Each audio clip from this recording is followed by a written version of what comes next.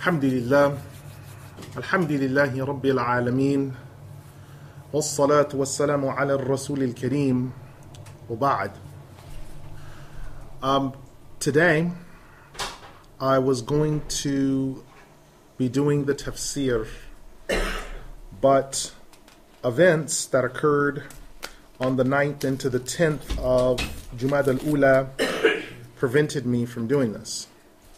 And that event was the murder and martyrdom of the Imam Mohamed Saeed Ramadan Al-Bouti. I wanted to discuss with you a number of things about his life, simply because of the fact that it's not often that we have the opportunity to discuss who the maraji' are and what exactly they've done and how that impacts us, because we're impacted by the things that they do, because the maraji' have what is known as global jurisdiction, and we will have to talk about this shortly, inshallah. After I finish, obviously if there are questions, then we can try to field them.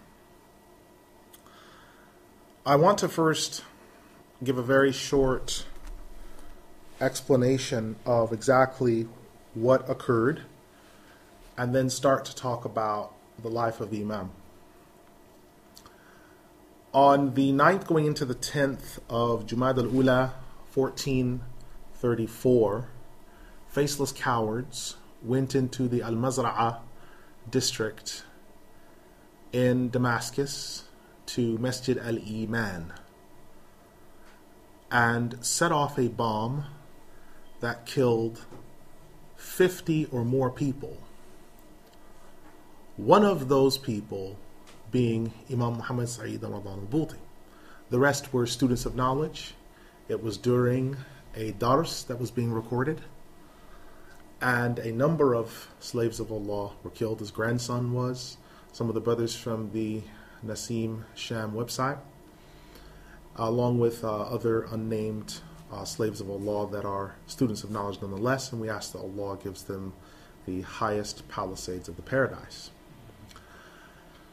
Imam al-Bouti's name was surrounded before his death in the English-speaking world, and to a lesser extent in Arabic, but more amplified in the English-speaking world as a government stooge, someone that was on the payroll and looking out for himself, and that he was a government scholar, and many other bizarre things that were attributed to him. But we have to discuss who he is, his jurisdiction, and what exactly that means for us. The Imam, rahimahullah, was born 88 or 89 years ago, because the year he was born in was a leap year on the Muslim calendar. So he was born 88 or 89 years ago. And his full name is Mohamed Saeed Ramadan, the son of Mullah Ramadan Al-Bouti Al-Shafi'i Al-Ash'ari Al-Kurdi Al-Dimashqi, from the land of Sham. So his name is Mohamed Saeed Ramadan. His father's name is Mullah Ramadan Al-Bouti. He was Shafi'i in his fiqh, Ash'ari in his creed, Kurdish in his extraction, and Damascene in his living space. He was born in what is called the island of Ibn Omar, which is near Turkey and falls within the boundaries of South Iraq. The reason why he wound up in Damascus is because his father, Mullah Ramadan Al-Bouti, decided to make hijrah and move the family. During that time, Mullah Ramadan Al-Bouti had jurisdiction and was a marja' in his own right during the Ottoman period. Iraq started to be carved up and broken up. The place called Granj was invented, which was later named Kuwait. Iraq was broken up into districts and new protectorates, and this put the ulama in a very difficult place. The Kurdish have a long history. To mention this to you, Imam Salahuddin al-Ayyubi, rahimahullah, the great freedom fighter for Islam, and one of the imams of his time, was a Kurd.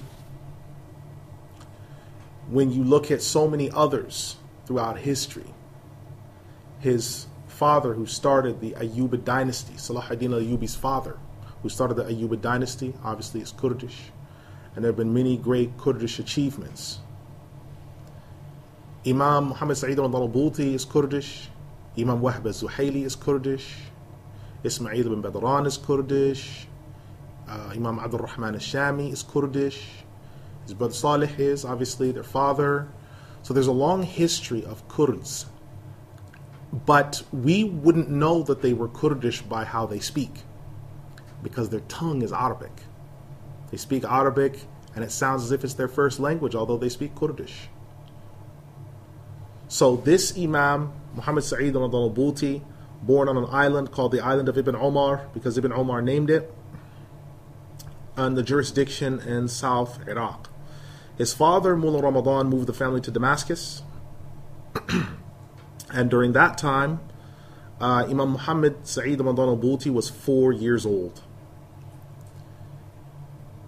At 4 years old, his father took him by the hand to do his initial education. And he started out his initial education with perfecting his knowledge of Arabic, the memorization of the Quran with its tajweed. Hafs and Asim was his specialty. But he had a full working knowledge of the others, although his preference was Hafs and Asim. You find most Shafi'is, with the exception of Yemen, where it's Hamza, the riwayah.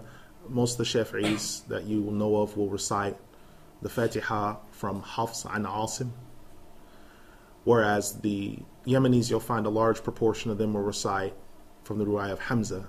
So when they recite the Fatiha, Ihdina az-zirata al-mustaqim, instead of Ihdina az-zirata, Ihdina az-zirata, will have this sound. But the Imam was not from that category, he was from Sham. So he completed the Quran, he completed his beginning and secondary education. After that time, when he was some 17 to 18 years of age, he made the journey to Egypt. While in Egypt, he studied usul fiqh and higher levels of fiqh. He went through the foundational books of his madhab. He went through the intermediate books of his madhab.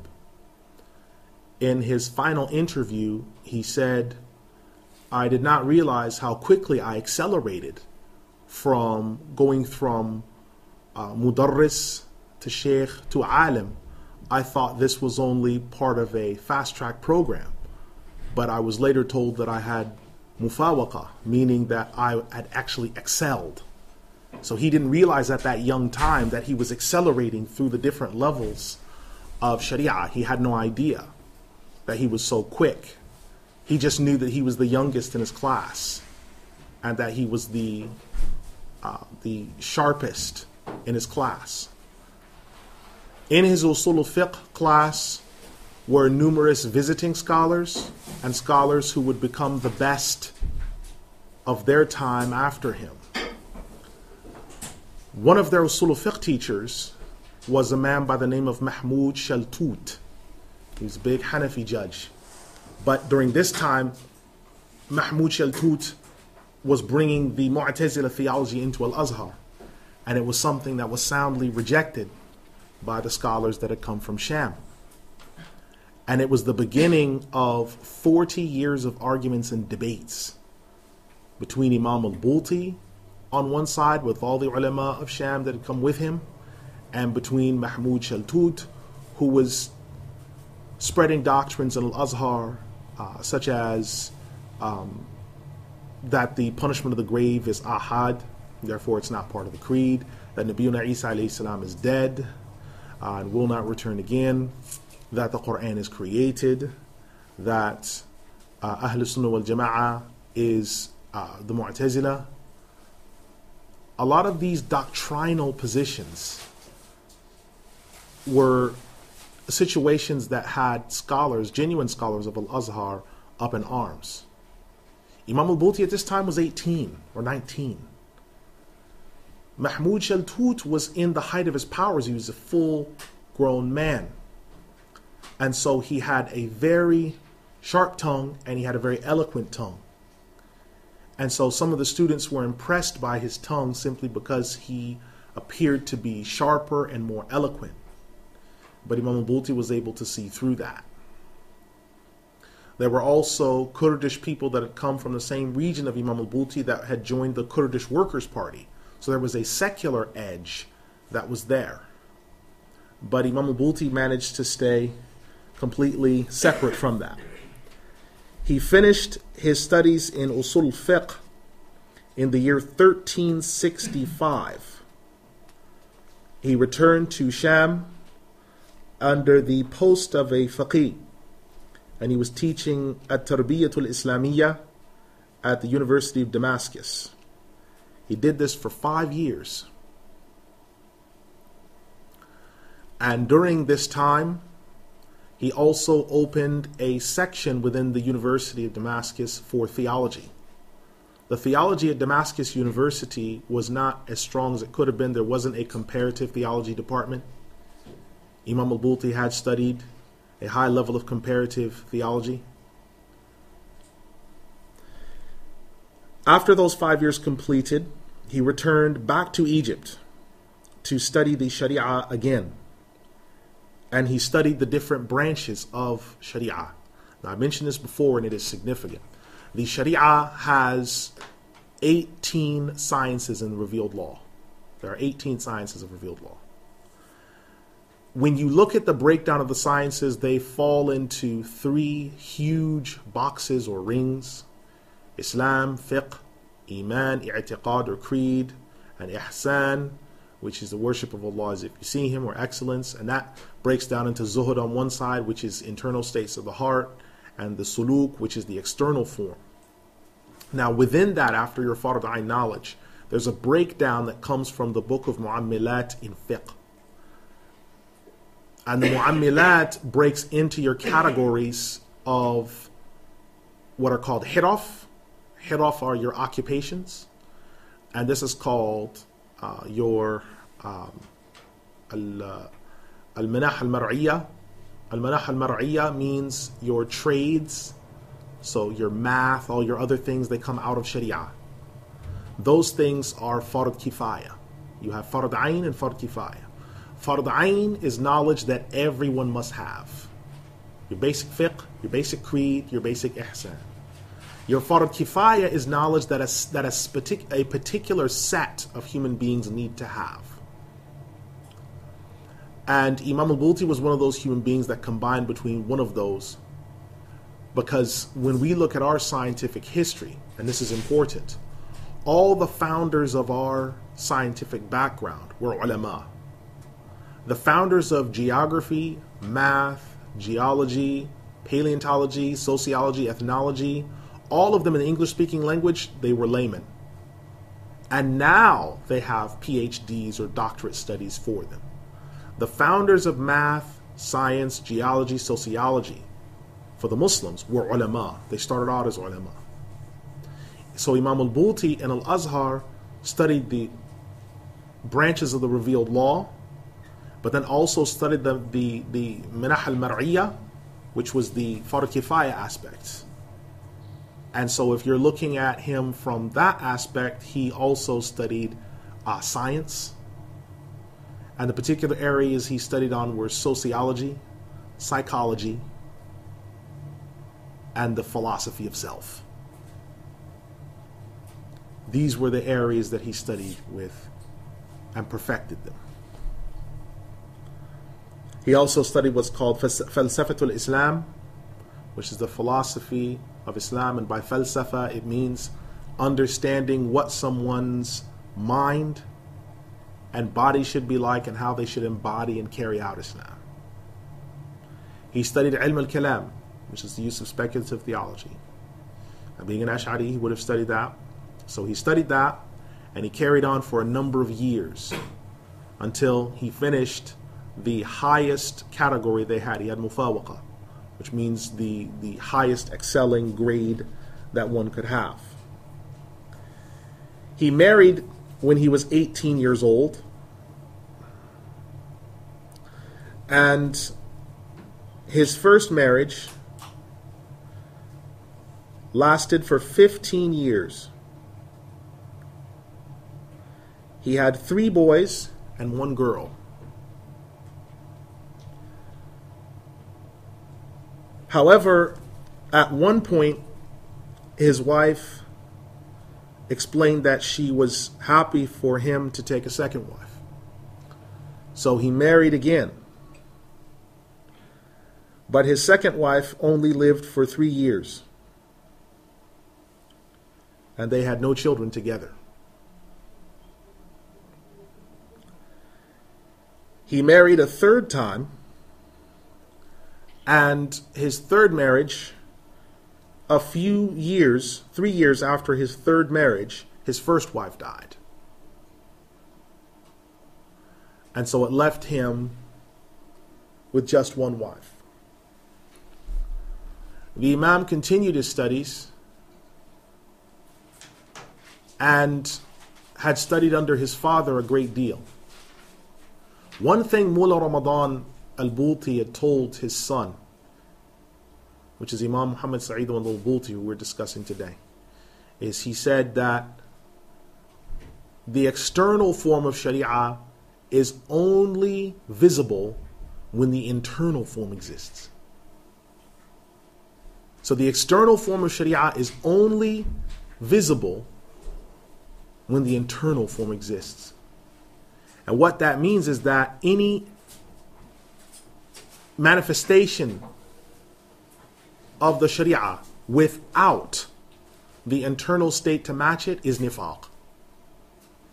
So one must have a pure intention, which means ikhlas, sincerity. So one must be mukhlis.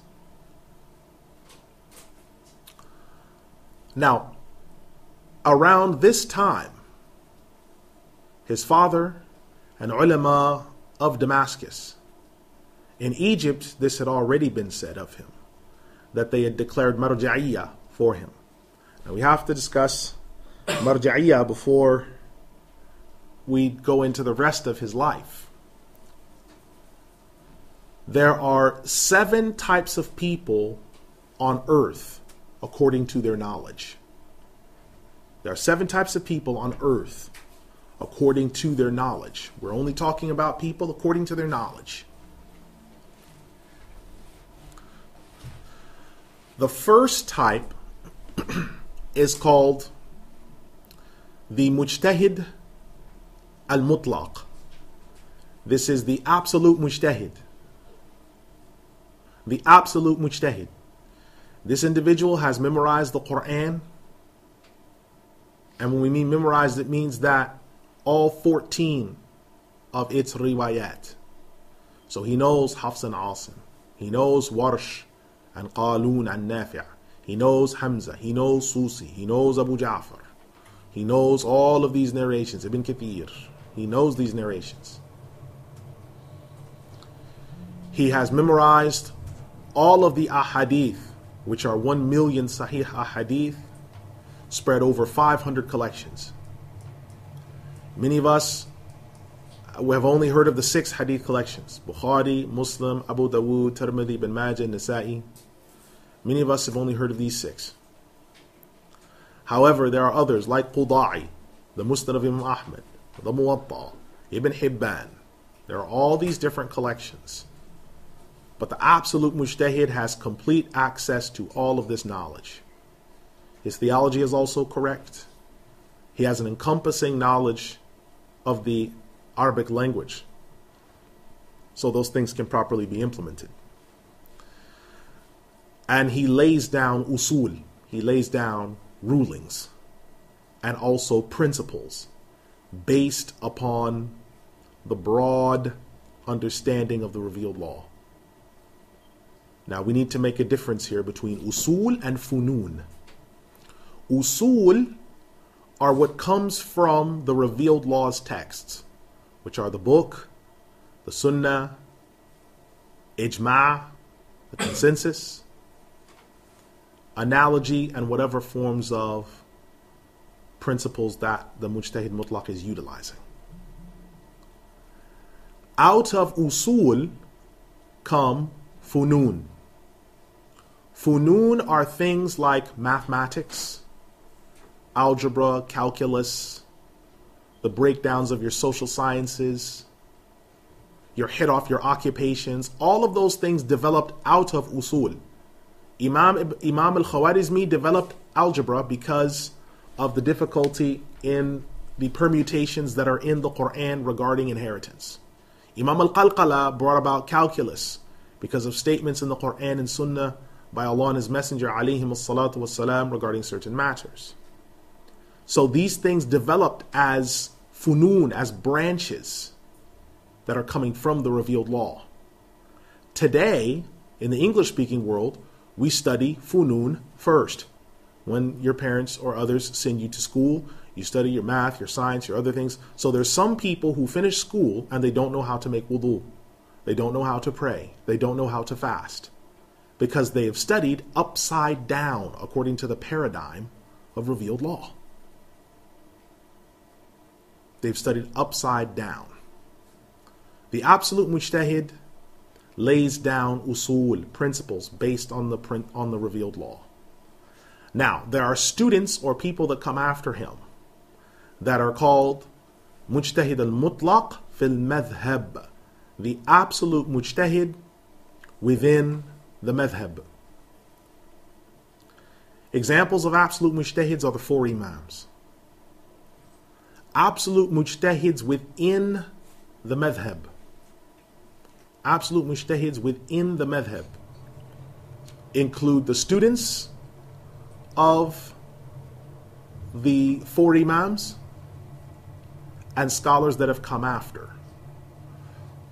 Who are those scholars that come after? What would we notice for an absolute mujtahid within his madhhab? He has mastered all the books foundationally of his school. This is after Quran and Sunnah. So he's mastered the Quran. He's mastered at least 400,000 ahadith, or within that neighborhood. He knows the foundational books of his madhhab, and he uses the usul laid down by his particular imam. However, he may differ with his imam in branch issues because he is allowed to derive new rulings. There is a third category of people on earth. The third category of people on earth are what are known as mujtahid al-murajjih. These are called the preferential mujtahid, mujtahid al-murajjih. The preferential mujtahid has the ability to tell you and join between all the particular texts within his school and the evidences that are within the school, and to tell you what the strongest position is on any given matter. This is the preferential mujtahid. Examples, as I've said, of absolute mujtahids within the school: students of the four imams, Imam Muwafiquddin ibn Qudama, Sheikh al-Qadir al-Jilani, al-Ghazali. These are peoples that within their school are absolute mujtahids, but within the usul of their school. Preferential mujtahids include people such as Imams Taqiyuddin ibn Taymiyyah, Ibn al-Qayyim, Alauddin al-Mardawi. These are people that can tell you what the final ruling is on any given mas'ala. There is another type of mujtahid. The fourth type of mujtahid is called the mujtahid al-mukharrij. The mujtahid al-mukharrij. Now, the mujtahid al-mukharrij is called the mujtahid of derivation. These mujtahids gather together rulings and give new evidences and give new explanations on events that have not happened before. So they can tell you, this is what has happened. This is therefore the answer.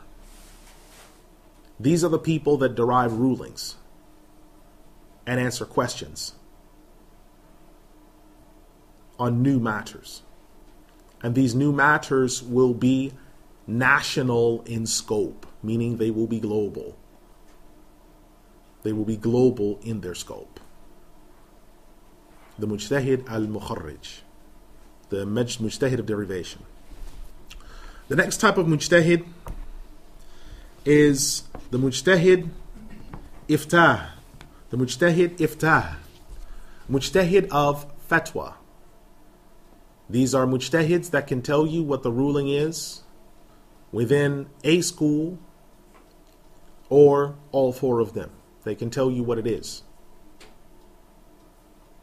And they can advise you.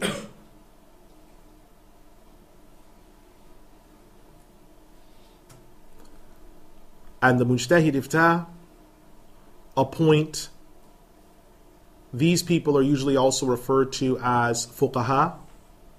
They appoint the muftis for the masjids in the Muslim heartlands. Mufti leads the salah, a real mufti. You finish the salah, you ask the mufti a question about wudu and salah. He answers it. You ask the mufti, though, about a new issue. A new issue called mitochondrial three-parent DNA transference. First of all, he asks you to say that again. Second of all, after that, he then says, I do not know, or please come back tomorrow. Why is he saying please come back tomorrow? Because he needs to ask the alim that appointed him, who's a mujtahid, who can do ijtihad and tell him what the new issue is, because the mufti that's been appointed by the mujtahid iftah can only tell you this is what the ulama say. That's his job to do that. Nowadays, you have people that say that they're muftis that try to make ijtihad. That's completely backwards. The mufti doesn't make ijtihad. He tells you about things that happened before. And if it's new things, he'll tell you the ulama have said this, but he himself can't tell you what to do. He is an expounder of the law, not a giver of law.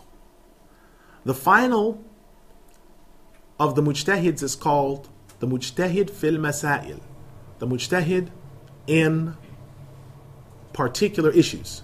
There are certain people, they specialize in certain areas, inheritance. There are people that specialize in maqasid al-shar'iyya. There are people that specialize in marriage and divorce case law. These are people who they have a free hand in those areas, but not others. Now, the first type of mujtahid, the mujtahid mutlaq, the last of the mujtahid mutlaqs, the last of the absolute mujtahids was Imam Ahmed ibn Hanbal rahimahullah. He died 241. There has not been someone that's memorized all the Quran and 1 million ahadith in more than 1200 years.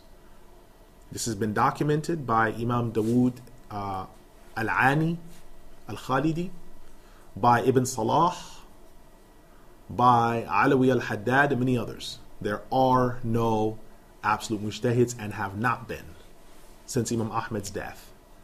If someone tells you now that they don't follow anything and they're an absolute mujtahid or they look at their own rules, your answer, your question to them is, you want to listen to all of their Quran and you want to know all of their hadith and where did they find the 500 collections and how many continents have they visited to obtain them.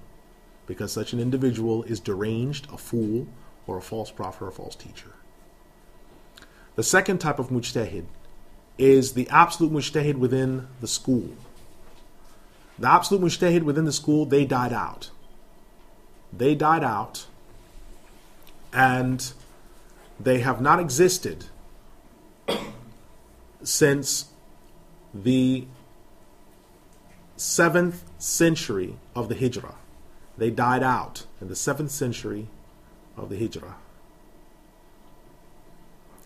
The preferential mujtahid died out. The last preferential mujtahid died 885 Hijri. His name? Alauddin al-Mardawi. There has not been a mujtahid like that since. The remaining categories of mujtahid are extant even today and continue to exist. So, the mujtahid of derivation, who derives new issues, exists today. The one that exists today include people like Mullah Ramadan Al-Bouti, the father of Imam Mohamed Sa'id Ramadan Al-Bouti. Imam Mohamed Sa'id Ramadan Al-Bouti is one such mujtahid. He is a mujtahid of derivation. He deals with these matters and answers global matter questions. You don't ask him about your wudu. You don't ask him, where should I place my hands? That's not why he's there. He's not there for that purpose. He appoints the people that will answer your questions when you do need to ask those, but he doesn't answer those questions. He does not answer those questions. So he was given marja'iyah. He was certified as marja' by his father and by other ulama around him. His marja'iyah was certified just before his 40th year. So he was young when he had marja'iyah, when he became marja'. He began teaching theology, giving rulings, and also teaching people all across the world. Those people that he was teaching are the 7th category of people on earth according to their knowledge, which are us, the common laity. Number 7, way at the bottom. We'll always be around. Most of the ummah have always been laymen.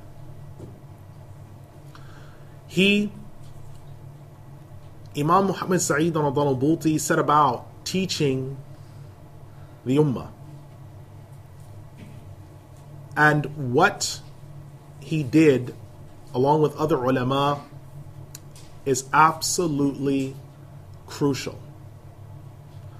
The mujtahids, or the scholars of derivation, the most important of them are coming from Sham and Iraq. After the collapse of the Ottoman Empire, these mujtahids continued the role of teaching people. But a great many of them were murdered after the collapse of the Ottomans, which is 1336 Hijri or 1919 of the Kafir calendar. Consolidation Forces, CF, killed, according to estimates, across the Muslim world as many as 5,000 ulama, simply to try to get rid of, dispense with, obfuscate, damage, and generally eviscerate and demolish any individual who knew how to implement revealed law, demolish and bring government, to build government, and how it was supposed to be done. They wanted to eliminate anyone that was able to do that. They failed miserably, but they made a good attempt at doing that. One of the first issues that Imam Mohamed Sa'id al-Bouti faced is that he had to go back to Egypt because Mahmoud Shaltut was still teaching the people false theology. He held a symposium that was called the 5 Madhab Conference. And at the 5 Madhab Conference, he declared the 12ers, the 12er Ithna Ashari Shia, to be a 5th Madhab. And he also said that many of the doctrines for which the Ahmadiyya were being denounced, the people who follow Ghulam Ahmad of Qadian, he said many of the doctrines for which they were being denounced are minor issues. He considered whether Nabiyyuna Isa alayhi salam was dead in Srinagar, India, a minor issue. And whether Ghulam Ahmad of Qadian was both the Mahdi and Isa combined, he considered that a minor issue. He was rightly denounced, and vigorously so.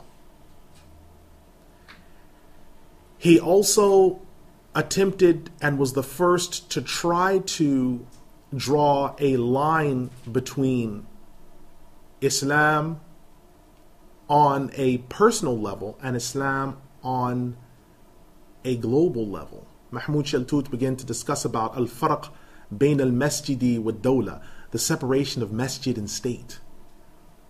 And this is borrowed directly from the United States and other places. And it made absolutely no sense to anyone else, but the ulama understood what this meant. And again, they were denounced, they were fought with the pen and otherwise.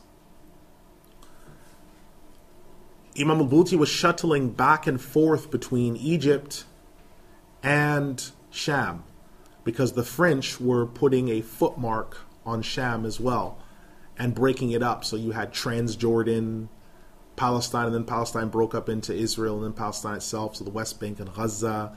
Jordan was created, Lebanon was created, Syria was created. All of that area was just Sham. Their accents are all the same, but it was created by all of these different consolidation forces, the French, the British, the Americans. They all dug in and broke up these areas. The marja, the job of the marja, was to continue to be both the temporal and spiritual head of the ummah, because they're the temporal and spiritual heads of the ummah. The evidence of this being easily discernible in Surah An-Nisa, the 4th Surah 59. You who believe, obey Allah, obey the Messenger, and those in authority among you. Surah At-Tawbah, the 9th Surah 122. It is not for all of you to march out into battle, but let there be a group from the believers that stays behind, that delves deeply into the religion and admonishes those that return so that they might take heed. Surah An-Nisa, further on, when Allah says, why didn't they come to the messenger or ask those who were in charge of doing istimbat? Istimbat being deriving the rulings. Right? Surah An-Nahl, Ayah 116, the 16th Surah, Ayah 116, ask those who you know. If you do not know, Ahl al-Dhikr are classed as the marja people. So these were the people that were in charge of the Ummah's affairs. They wrote books, they taught, they built schools, they continued the distribution of zakah. When someone comes today and says, well, zakah isn't distributed properly anymore, they haven't been to Nablus. They haven't been to Damascus. They haven't been to Lebanon, north or south. Now, it's fine if they want to have that as their own personal belief, that's fine. But that's untrue. Imam Al-Bouti returns back to Sham. He continues the teaching, but sees that secular universities have been built alongside of the mahads. Normally, when you're a young Muslim in the Muslim heartlands, you go through 3 forms of education. Your parents will have already learned the 3 rings of Islam. Islam, fiqh, iman, creed, ihsan, so on and so forth. When you're young, they teach you these basic things. When you reach 6 or 7, now you go to the masjid. When you come into the masjid, you can already read. You might already know some surahs. You already know how to make wudu by yourself. You already know how to pray by yourself. When you go to the imam's job is not to teach you how to be Muslim. He is a mufti. His job is to teach you how to act like one and to answer your questions on regard. So he's the one that helps you memorize the rest of the Quran. Now, in some of the English-speaking circles, what happens is we send them to an imam who is teaching them the wudu, is teaching them the salah. No. The parents, it's their job to build these basic things first. So you go to the masjid. After the masjid, you are sent to the madrasa. The madrasa is the further studies that take you up until 15, which is your adulthood. After 15, if you want to continue studying, you go to one of 2 places. You go either to the mahad, which is adult education in the revealed law, or you go to what is called the midras. The midras teaches you funun. I want to be a scientist. I want to be a doctor. I want to be a plumber. I want to be an electrician. But you can't go into these areas when you don't have usul al-shar'iyya. You can't study funun al-shar'iyya without usul al-shar'iyya. But these new universities, the kulliyah, began to come to power. And they attempted to eclipse the jami'ah. So the job of Imam Al-Bouti and other ulama was to stop that process or to retard it in a major way. And so he did. He wrote more than 50 books over different topics. Symposiums were conducted with other marja' people. And those marja' people were 40 in number. You say, well, what's the big deal about 40 marja' people? Well, the reason why it's a big deal is because of the hadith in Sahih al-Jami', where the Prophet Muhammad said that there are 40 abdal in Sham, and it's due to them that your sustenance and your rain is sent down. It is due to them that your sustenance and your rain is sent down. It is these people, the most high-ranking ulama, the ulama of the ulama. These are the ones that appoint the qadis, they appoint the judges, and down from them, those judges then appoint the imams of the masjid who are muftis, and then down from them, they appoint the different people. All of that process is coming from the marja' people, who have what is called, again, global jurisdiction. They are in charge of all matters, temporal and spiritual. Mahmud Shaltut, at the end of the 60s, going into the 70s of the Kafir calendar, was now close to death. He called Imam Muhammad Sa'id al-Bouti to come to him with other ulama. After years of talking with this man, Mahmud Shaltut said, I want everyone that is here to bear witness to what I say. All of the theology that I have taught before, and all the books that I've written, I want them destroyed. The theology that I narrate to you now is the same as yours, and I want this to be remembered among the people when I die.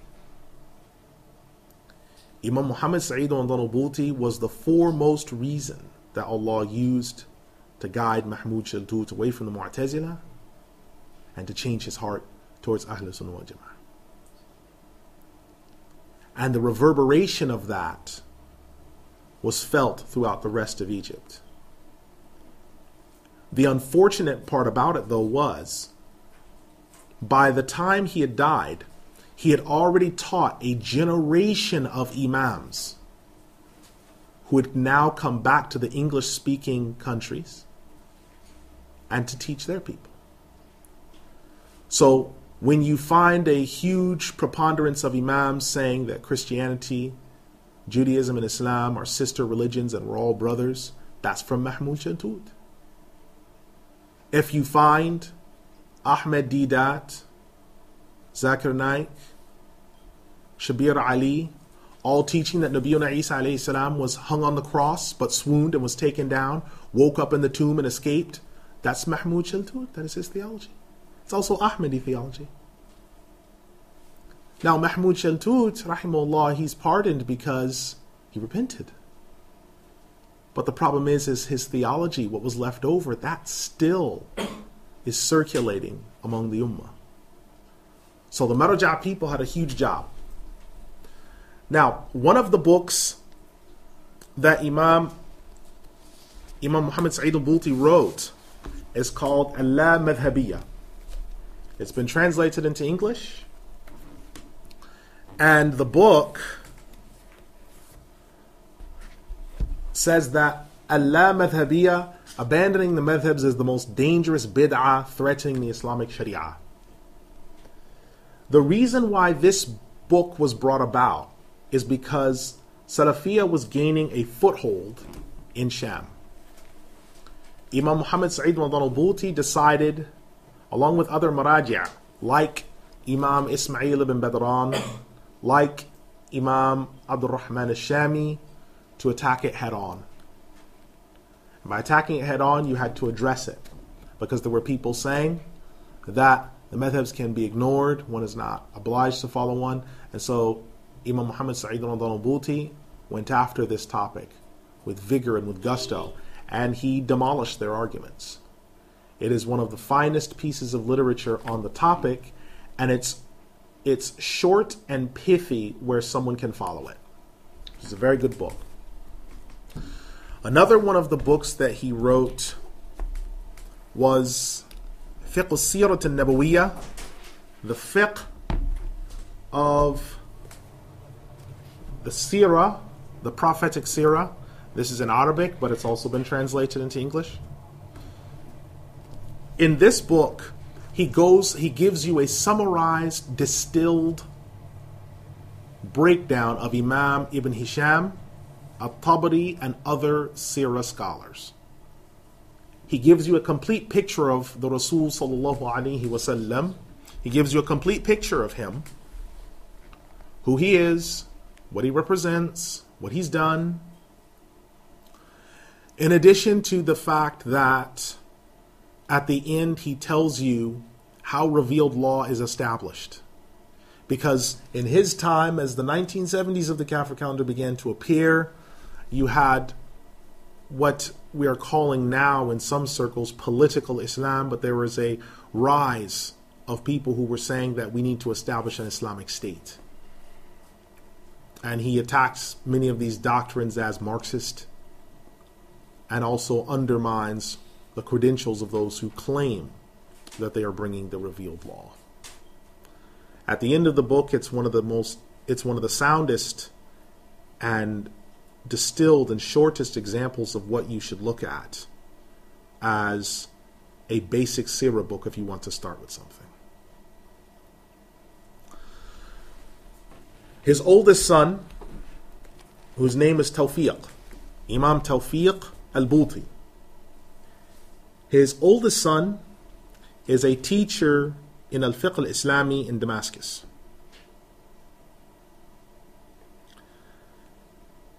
Imam Mohamed Sa'id Al-Bouti was asked in an interview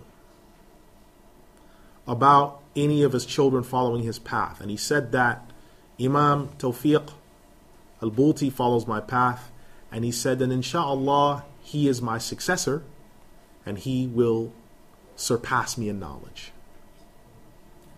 So this is an example of a living marja conferring marja'iyya on someone, conferring authority on someone in their lifetime. And this happens.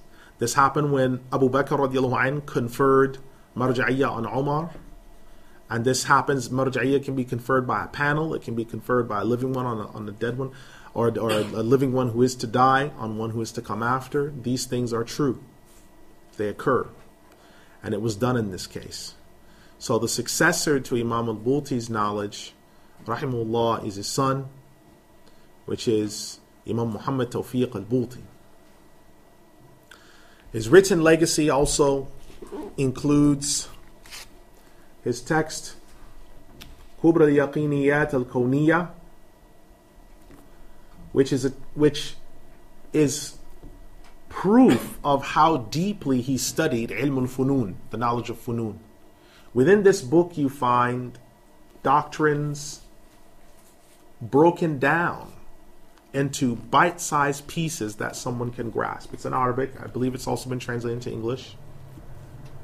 He's broken down the doctrine of evolution in such a systematic fashion that at the end of the book, even if you still hold to the evolutionary doctrine, you certainly have to rethink your position, because he dealt it that much of a devastating blow. Because he's a scientist himself by funun. According to funun, he's a scientist himself.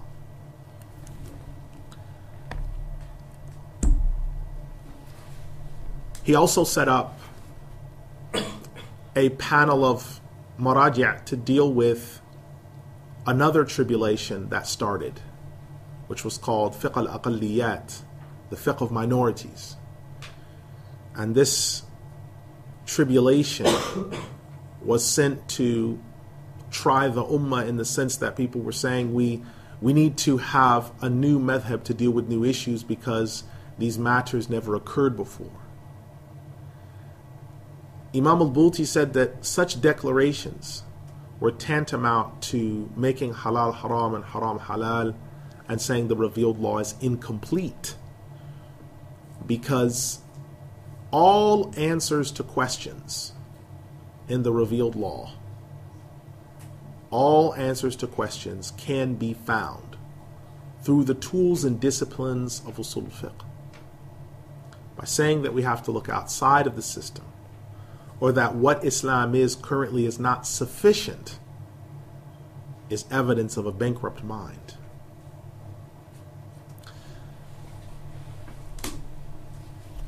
He also saw the rise of a new form of Muslim, what's called the moderate or secular Muslim. The moderate or secular Muslim has a basic tenuous hold on Islam, but they espouse all of the earthly, fleshly, carnal doctrines of the world. And when they are corrected with this, they denounce and say that you cannot judge me, Iman is in my heart. You can't judge. When he was appointed at 30 years of age the Imam of Jamia Umayyah, he took great pains to divorce people from this understanding. Now, I want to give you just an understanding of the Jamia Umayyah so you have a clear picture of what that institution represents. Jamia Umayyah, originally, before it was a masjid, and before the Syrian people were Muslim, was a basilica built on the spot where Nabiyuna Yahya alayhi salam was buried. During the lifetime of Nabiyuna Yahya alayhi salam, the local ruler wanted to marry his own niece. They wanted Nabiyuna Yahya alayhi salam to conduct the marriage, and he refused to. He was beheaded, and after his execution, his body and his head were buried in what was a basilica. The people in Syria became Muslims. They built a masjid, the Umayyah Masjid, around that area. And it's the largest masjid in Sham. Within that masjid, within the masjid grounds or campus, are also the remains of many of the household of the Prophet ﷺ when they were frog marched back from the despicable actions that occurred in Karbala. When they were frog marched back from Iraq to Sham, many of them, their resting place is on the grounds of the Umayyah family masjid. Those that have stood as imams and preachers in that masjid include Imam al-Nawawi, Shamsuddin ibn Qudama, Imam Muwafiquddin ibn Qudama, Al-Mizzi, and countless others. So when he was appointed as Imam, and he stood on the veranda, and he put his hands on the mimbar, bracing it, and also seeking barakah from thousands of other ulama that have stood and touched that mimbar, he was in good company. Marja over millennia have stood on that mimbar and addressed the congregation. Now it was his turn. Within the Umayyah Masjid, all four madhabs are taught in separate corners of the masjid. And theology is also emphasized. But the Imam was the head, Imam Al-Bouti was the head over the entire structure. Imam Al-Bouti never held a government post such as Mufti of Syria, because Mufti proposes or assumes jurisdiction. If you are the Mufti of Egypt, you can only pass fatwa for your jurisdiction. He never held a post because the jurisdiction of a marja is global. If you look at marja people, the vast majority of them don't hold posts like qadi or other things because their jurisdiction is beyond that. If you have global jurisdiction, how can you take a jurisdiction-specific post? You can't. That's why they are not the Mufti of Syria or the Mufti of this country. The Muftis are under them. The Muftis are under their control. The Muftis are their students. So Imam Al-Bouti did not have a government post. He was not a government scholar, as is often stated by certain people in the English-speaking world and a few in the Arabic-speaking world. A written legacy was huge by Imam Al-Bouti. Now I want to start to talk to you about some of his rulings, because he left a big footprint regarding rulings. The first area that I want to discuss with you is theology. Imam Al-Bouti wrote extensively on theology and believed that ilm al-kalam should be used sparingly simply because of the amount of debating that occurs and argumentation.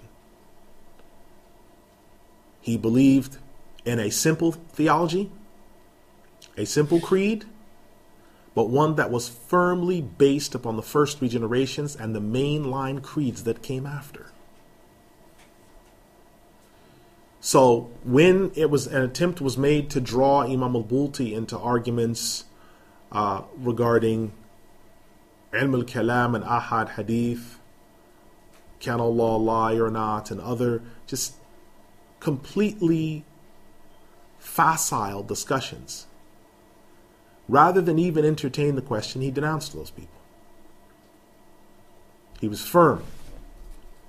He was firm. And because of that firmness, no one wasted his time, and he didn't waste other people's time.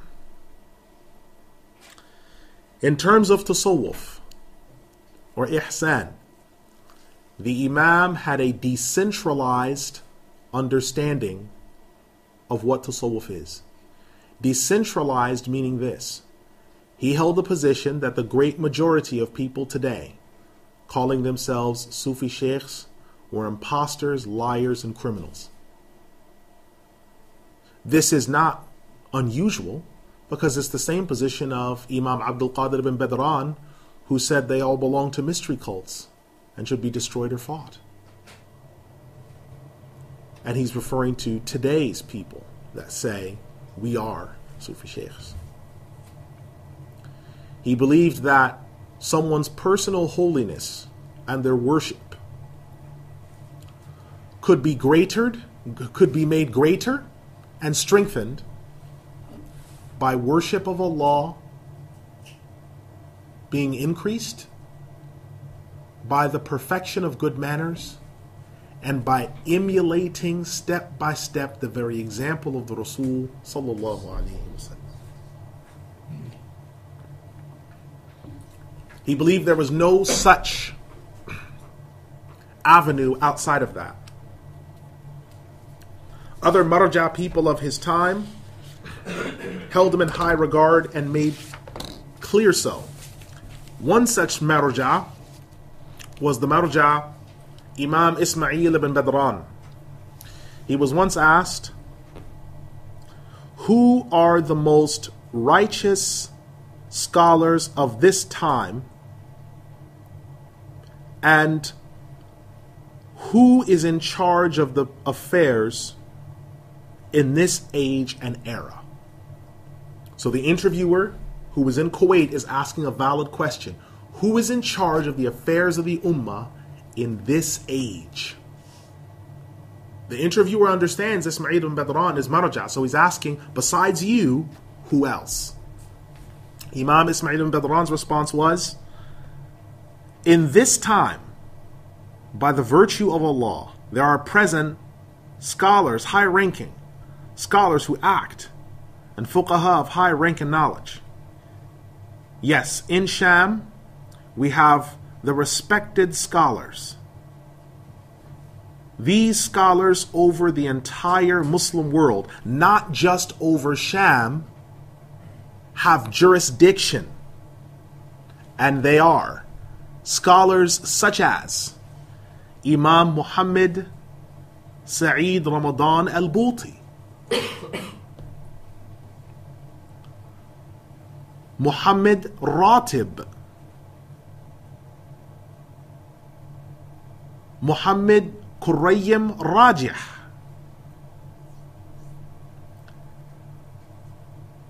and Mahdi Mustafa An-Nur. Close quote. So he's giving you an example when you're looking at global jurisdiction, not regarding what happens if I felt desire and I touched my wife. He's not talking about these people-to-people statements, because those are things that your local muftis or your imams in your area should have already taught you. We're talking about who is in charge of the ummah in global jurisdiction. What rulings are we looking for, and who's in charge of giving them? And he gave you some names that you should be looking for besides himself. So if he dies, or if he's gone, or if you can't find his rulings, these are the people that are in charge of the affairs of the ummah on a global scale. Their fatwa hold jurisdiction over the entire area. They are not muftis.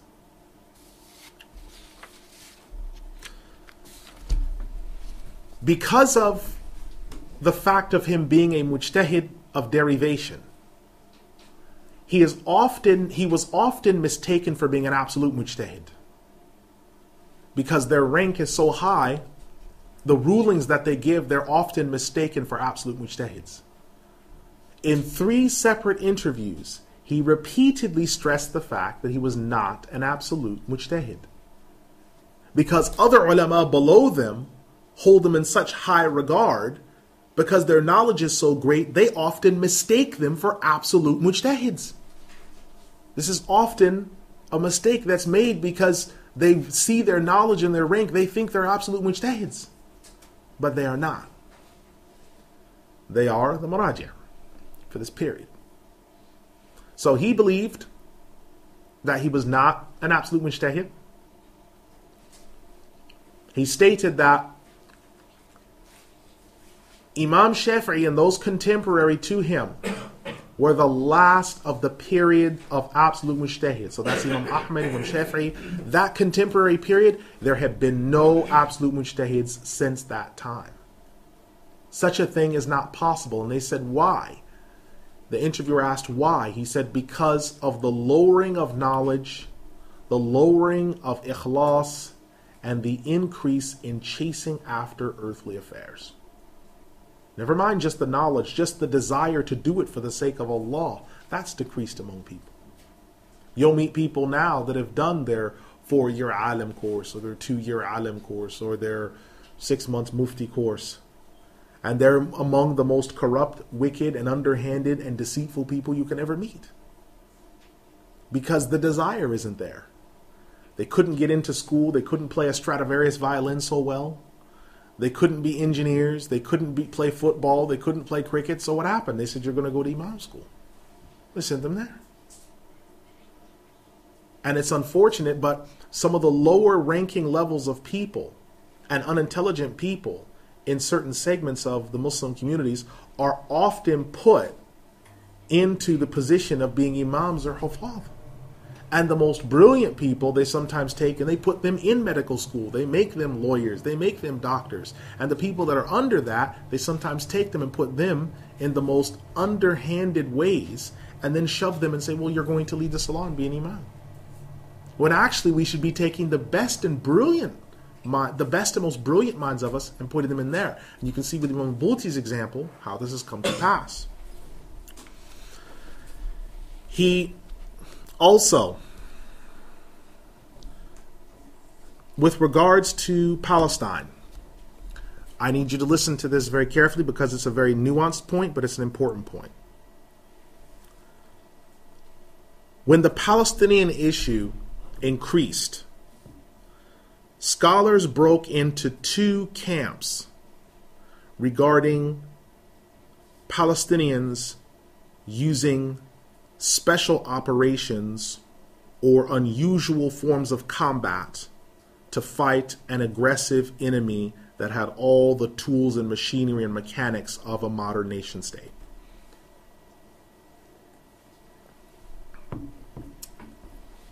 There were 4 scholars who gave fatwa in this matter in the affirmative.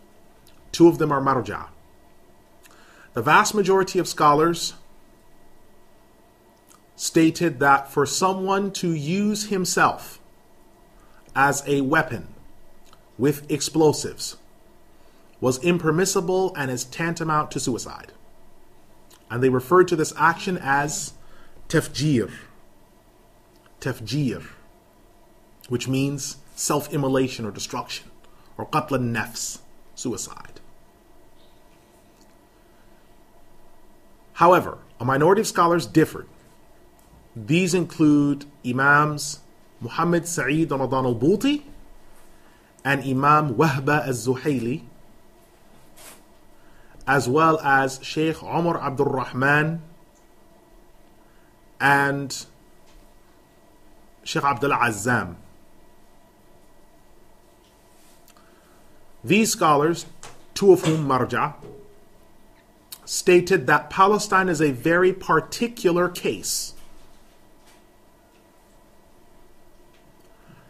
Therefore, it was permitted just in the case of Palestine for the people there to use weapons and operations to detonate charges on themselves against military targets only.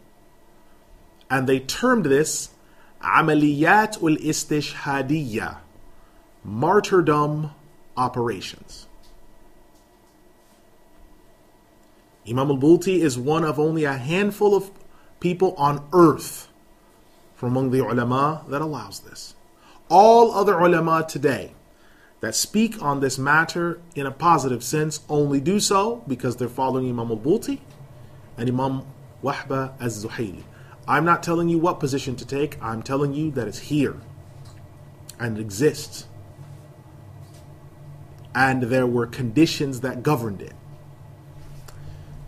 He also stated that under no circumstances should a Muslim living in what is called Palestine leave that land to the children of Israel because it is a waqf, it is an endowment to the Muslim world, and to do so intentionally would be an act of kufr and treachery.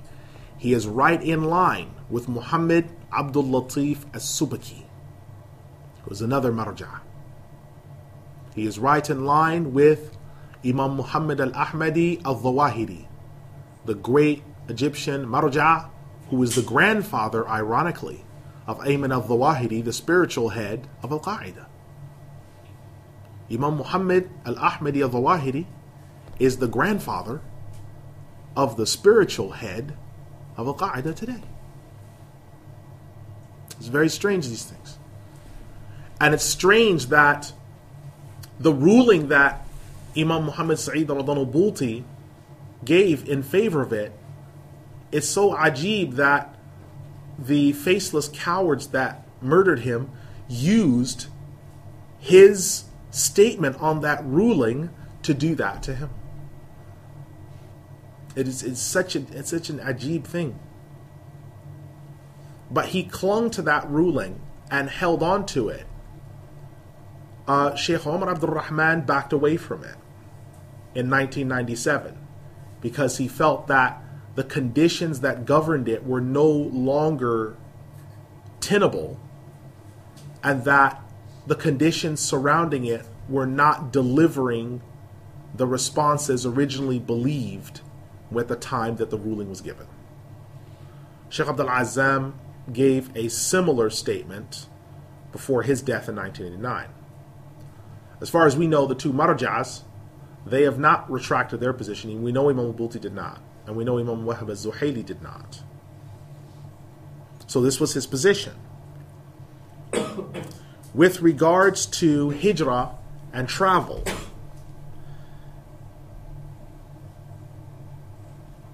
Imam Muhammad Sa'id al-Bouti did not believe that it was permitted for people to leave from the Muslim heartland countries to come out here unless they were coming for da'wah, to preach the faith, in which case they would have to obtain permission, medical treatment, knowledge that the Muslims needed, or any similar excuse. I remember one of his fatwas when someone said, I'm on my way to study in Canada. What would you advise I bring back in terms of knowledge from the university? The fatwa began after the Basmala and opening praise and salat and salam as stating, you have assumed in your question that it is permitted for you to undertake the journey that you were doing. So this is someone that understood very clearly what matters were. He forbade Muslims from intentionally taking nationalistic tendencies and citizenships because it amounted to swearing by other than Allah and swearing allegiance to other than Allah, which is tantamount to major kufr and major shirk. And he referenced Surah Al-Ma'idah, the 5th Surah, 51. He referenced all the examples and evidences that we have discussed before.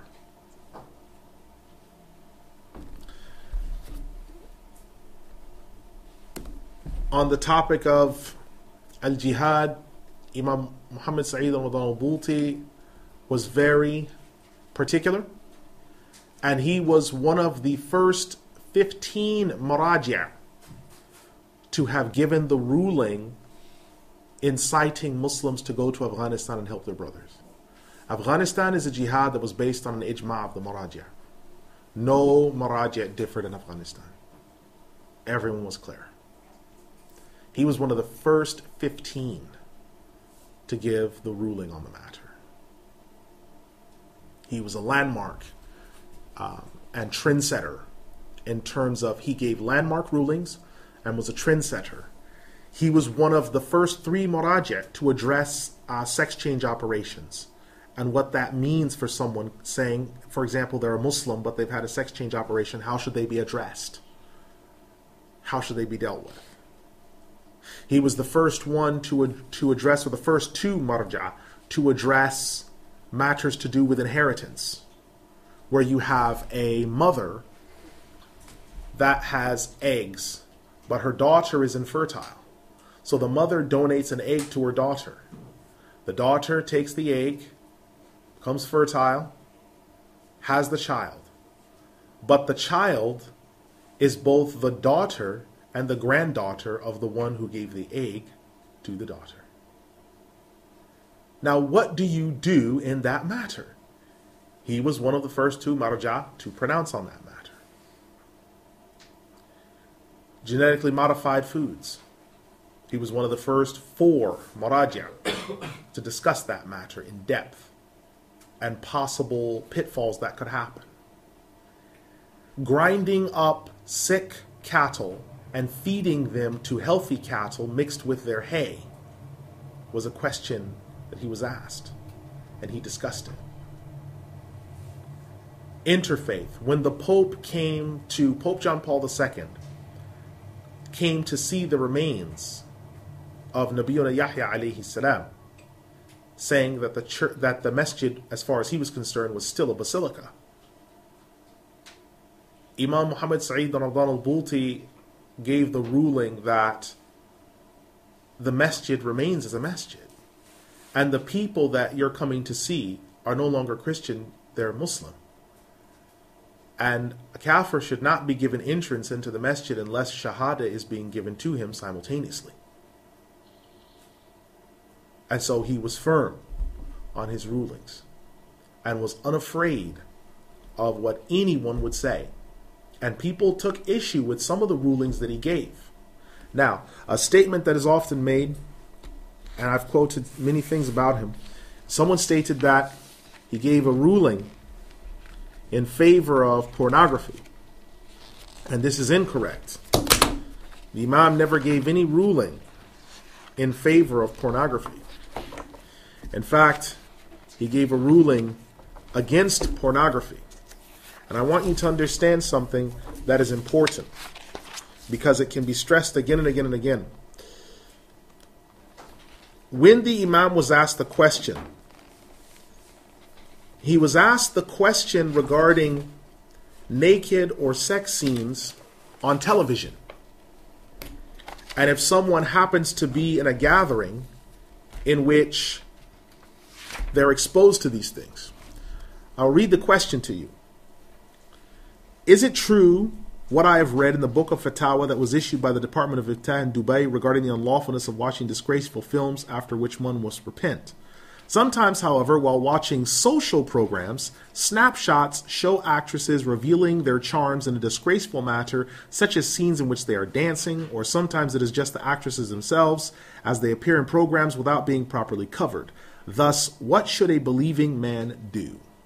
Answer from Imam Sa'id al-Bouti: there is no doubt about the unlawfulness of deliberately watching pornographic films. As for the male viewer who comes across transient, disgraceful scenes in normal programmings and films, what is required of him is to turn away and not look at them. If the nafs is taking control and one cannot avoid watching, then repentance is a treatment, and seeking forgiveness from the heart is what will rectify one's state and wipe out sin. This is taken from Ma'an-Nas, Mashurat al-Fatawa by Imam Sa'id al-Bouti, Volume 2, pages 203 to 204 from the 2003 Darul Fiqh edition.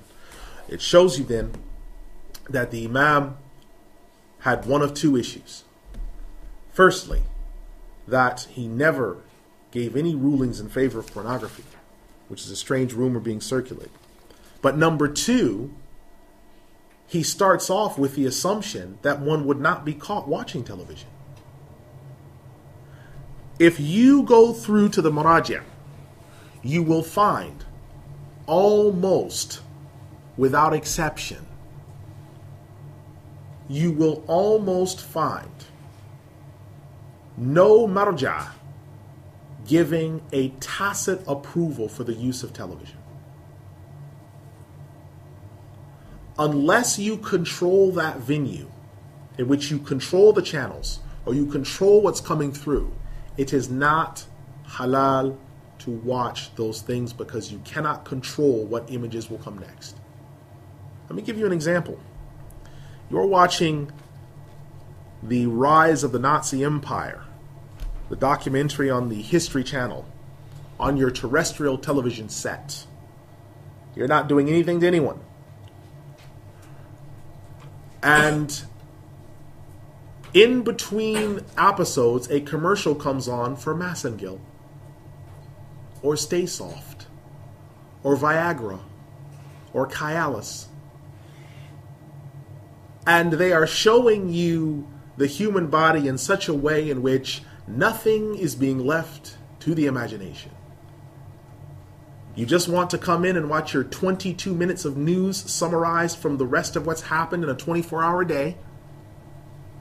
And the woman is completely exposed and naked but wearing clothes.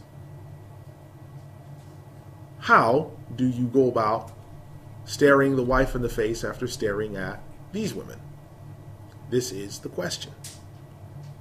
So he looked at the matter of pornographic films, as all ulama have. This is unlawful regarding television, that you would not be caught in that situation. But if you happened to be at someone's house and it was that green gamma ray box was blazing in the background, and you happened to be caught there, what you would do.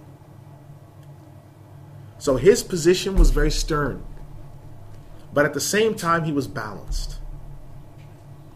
And so when slaves of Allah came to him, he gave them balanced fatwa, and he sought to guide aright the slaves of Allah.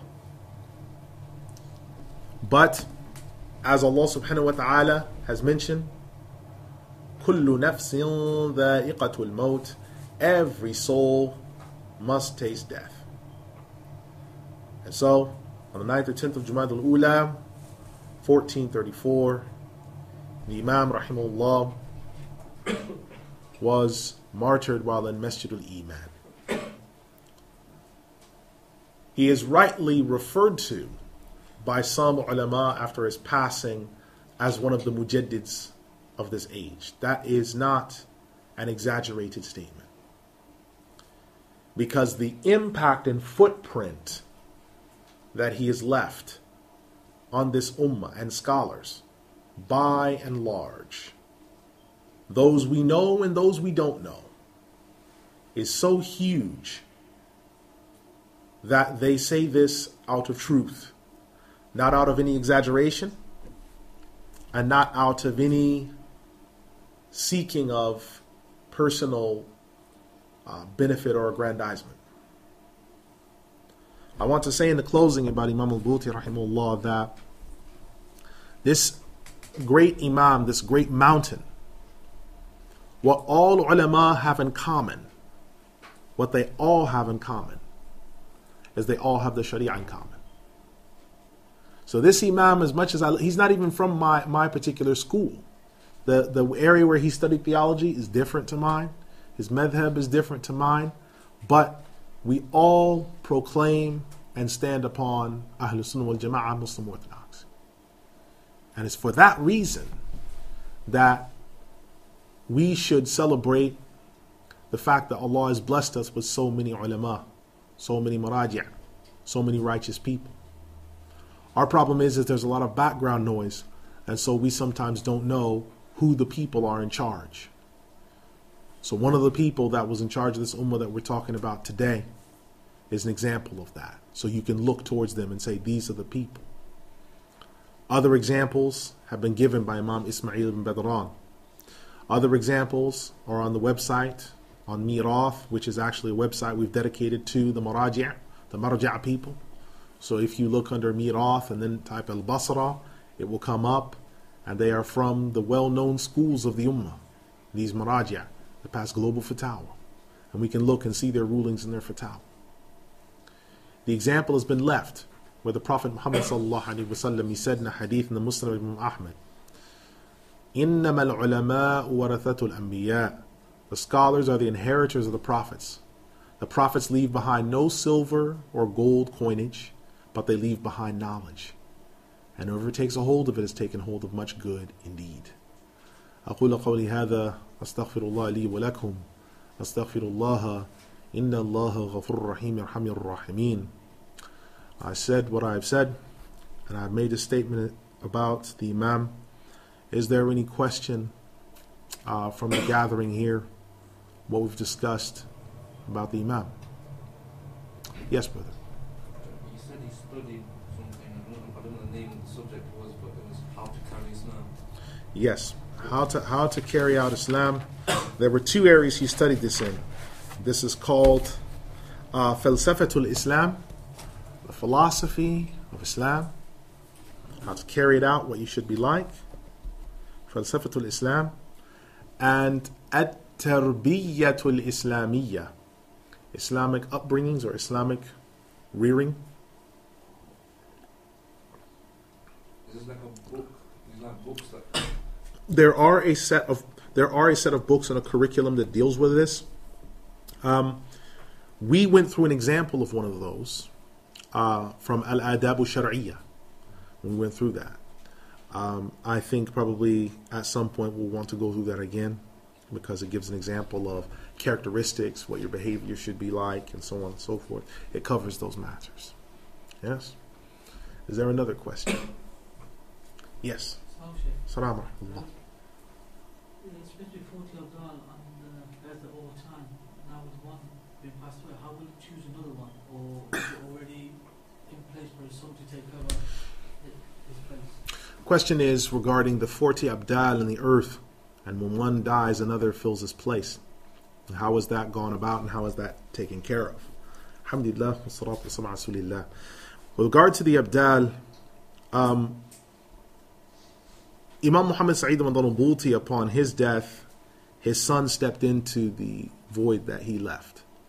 And it was something that he had already put into place before he died, because he said that my son after me تخلفني. And he used it in the past tense. My son has succeeded me, which is the sense that it's something that's already there, it's already in place. So what will happen is the maraji' will either, the way that the maraji' go about choosing one of their own is by a panel that will choose a marja, or there will be one marja who should declare the marja'iyah of the one that's with him. So an example would be Imam Bahrul Ulum al-Shami. He died 90 years ago. He was declared marja when he was 30 by his teacher, who was marja. Right? Another example of marja'iyah is if you're in a gathering and you're teaching scholars, and a marja says to you, you should write a book of fiqh. When they tell you that, that means that you're a marja, because in the process of writing a book of fiqh, you're going to derive new opinions and new rulings. When they tell you that, and I'll give you an example of this. Imam Muwaffaquddin Qudama rahimahullah, at the onset of his book Al-Umda, he says, quote, I was asked by some of my companions to compile a book on fiqh and to answer questions. He was asked that question when he was 27.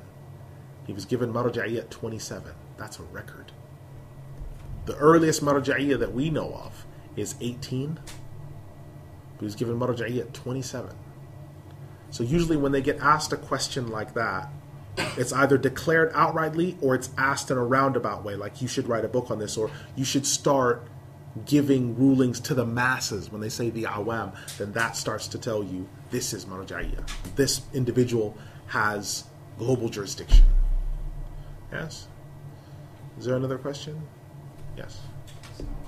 Assalamu alaikum. What was the Imam's position with regards to the current situation in Syria, in the context of the leader of Syria and the opposition? The question was regarding the position of Imam Mohamed Sa'id al-Bouti with regard to the Syrian opposition and the ruler of Syria. Alhamdulillah, salatu rasulillah. Over 17 pages of material on fatwa by Imam Mohamed Sa'id al-Bouti has been left behind. And from the beginning of the demonstrations up until his death, he used very severe language. One of the statements that he used against the demonstrations is he referred to them as scum. And at another point he said they're zubal, garbage. And one of the reasons that he used that language is he said that the great majority of the people that are involved in these don't pray. And they're out demonstrating while they should be praying Jum'ah. And these same people, as if a proof of what he was saying, after he gave the Jum'ah khutbah in the masjid, were shouting and ranting like idiots. And Imam Muhammad Sa'id al-Bouti had to actually come down from the minbar and leave the masjid. If you want to see this disgusting spectacle, just as an example of how Allah can curse a people, you go look it up and look at Imam Bouti has to leave masjid after Jum'ah. Just look that up and you can see how disgusting of a spectacle it is, where maraja actually have to leave the masjid because there's so much noise and racket in a masjid where there's people that are actually, there's a prophet that's on the grounds of that masjid and they're making that much noise like a bunch of thugs that they leave the masjid. And they saw, the crazy thing about it is the people that did that, they saw that as a victory, and they actually brought la'na upon themselves and they saw it as a victory, unfortunately. Now with regards to the leaders of Syria or the rest of the Muslim world, the maraji' are always apolitical. And what that means in the sense that they don't directly involve themselves in the thrones of the rulers, but they will pronounce on matters. And one of the things that the Imam said, the reason why he advised people not to rise up against him is because he stated that Bashar al-Assad is fighting for a throne. If you fight him, then you are fighting him for his throne. He also stated that he has the power to bring greater tribulation upon you than you already have. Right now you have lessons, you have Jum'ah.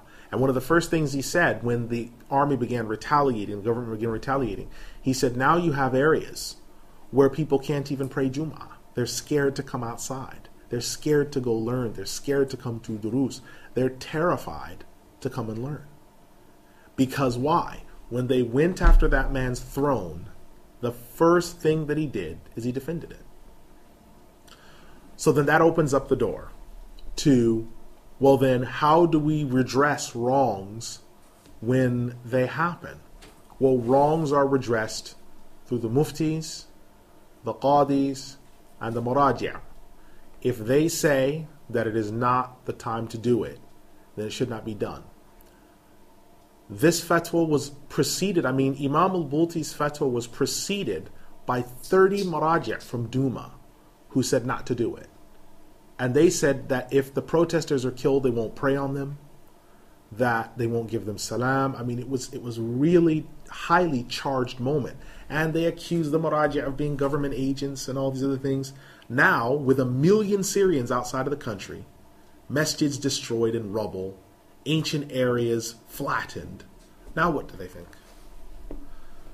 You see, the muraji', as I said, it's not just temporal power, it's spiritual power. They can see into events and understand what the ruling is. And Imam Al-Bouti always mentioned not to be ruled by your emotions. And the people that are involved in this are ruled by their emotions. Now, however long it's going to take them to beat this government, now they think that it may have been chemical weapons, or one party or both parties are now using chemical weapons. But what started this whole thing off? The demonstrations and all these other things.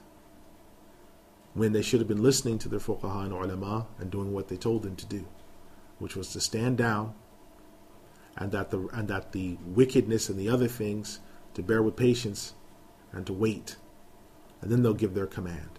Had it been the case, all of these governments are so weak and so facile in many ways. If Imam Al-Bouti, being alive, had said this government should be gone, it would have collapsed. It would have gone. And we see examples of the Maraja being done, like in the case of Al-Qadi Abu Ya'la, where he made a pronouncement and the government had that was the end of it. He took over the government. He just completely ruled it. Salah ad-Din al-Ayyubi, when it was time to take over Egypt, he walked into the masjid in the middle of the khutbah of the Fatimi Shia, came in, snatched the man down from the minbar, and took over. If that needs to be done, it can be done. If it doesn't need to be done, then it won't be done. And we have to have a such thing as a pecking order. Americans have a pecking order. English people have a pecking order. The Catholic Church has a pecking order. But there are some Muslims who think that we don't have a pecking order. But we do. So I'm not saying that no one has a right to defend themselves, because Imam Al-Bouti, on the back of that discussion, when it mentioned that people were being forced to prostrate to images of Bashar al-Assad, or people were being attacked in their homes, he gave permission for them to defend themselves. But that didn't nullify the fatwa that he gave before, that you had no business doing those demonstrations in the first place, because they're coming from Marxism and other places. Yes. Is there another question from the people gathered here? No.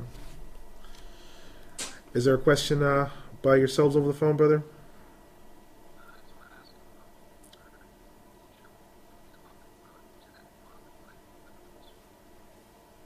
All right. The question the brother asked me on the phone was regarding where Imam Al-Bouti talked about genetically modified foods.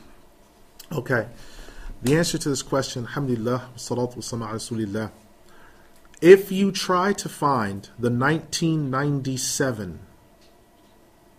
Ash-Sharq al-Awsat, I don't remember the volume number. If you try to find that original edition where he addresses genetically modified foods, he and 2 other maraji' are asked about the matter. And they don't give a blanket answer that they're all haram or they're all halal. The statement that they gave was that it depends upon how great the modification has been, whether it changes the body of the product, and whether they've done any tests on the product or long-term trials to know for a surety what the long-term consequences are of consuming that product. So they gave a very cautious fatwa in that regard.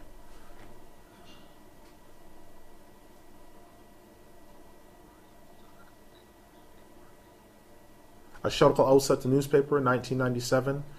If I'm correct, it was March, but I don't know the volume number of the because that newspaper has volumes like volume 28 or volume so and so.